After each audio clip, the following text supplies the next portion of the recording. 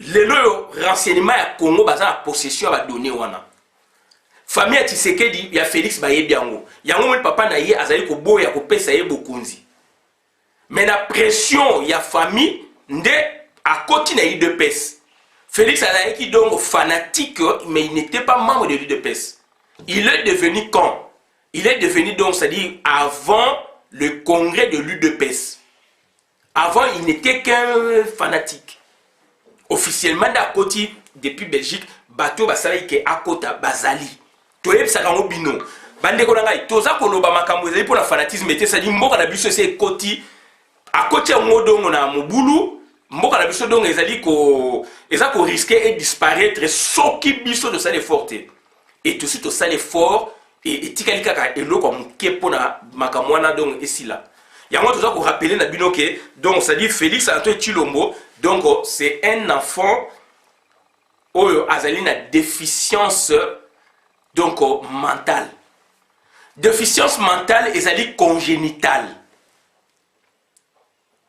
Déficience mentale bandeko nanga ezali congénitale.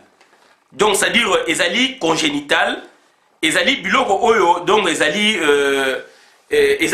donc génétique ezali psychiatrique ezali congénital ça dit mutu donc ça dit en naissant azana ngo ça va donner naturel beaucoup ko changer yango te eza don o mutu apesa ka mutu songolo na mutu pakala et ça a été découvert n'est-ce pas na Belgique. Il y a chaque moutou na poto a un médecin traitant. Et médecin traitant, tant que vous avez politique, yeba que tant que vous avez adversaire à ma bé, bako yiba yango tel que ba occupant, ba yiki na besoin ba yeba. Donc famille a Tshisekedi azali boye bana na yeba ndenge nini. Et ba tel pe âge na ye. Donc Tshisekedi il a quel âge? Il a tel âge et la lutte que Bisoto ko mener Tshisekedi, est-ce que va-t-il résister? Est-ce que fera-t-il 100 ans? Sera-t-il fort jusqu'à 100 ans, 86 ans, 90 ans, etc. Puisque Papa Tshisekedi, en quelque sorte, il avait ma benaïs avec Mingi, quelque sorte avec la malam de Mingi, un peu aussi bloqué la situation par rapport à pays. Pourquoi?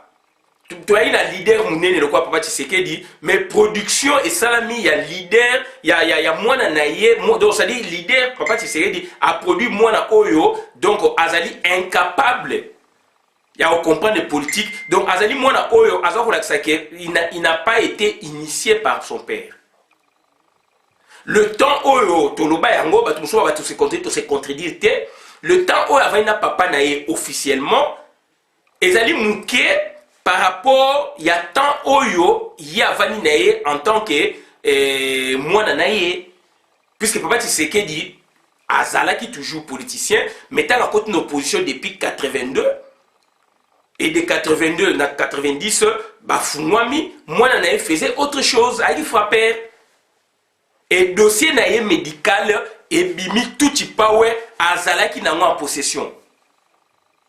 Dossier médical, PPRD, Azanango en possession. Dossier médical, FCC, Bazanango la possession. Dossier médical, Lelo et Ebanina, Aner ya Kongo Nyosho, et Ebanina sécurité à Kongo Nyosho. Et ça, dossier, Bimi Sakiango, na Belgique. Donné na Belgique, donc on est à l'hôpital, donc découvrir na Belge, que Azali, donc, moi, na a ça la kelas milaïté. Na poto ezalaka bana wana bandeko na bakota ba école spécialisée akosala ba formation na ye akotanga par exemple akokota pe donc lycée mais lycée na ye ezali professionnel lycée na ye akozwa bakité mais akotanga na ye puisque cerveau na ye akoki donc azali donc na capacité d'assimilation ya makasité. D'où yé sengeli babloko moko ya pété pour na ke azali mutu o soit azaki problème en naissant na parcours ya vie na ye soit azaki accident soit azaki problème te mais abotami azabongo congénitalement. Donc, au niveau psychiatrie, ils ont étudié, au niveau de la neurologie, ils ont étudié, donc, au niveau congénital, donc, en naissant, bon.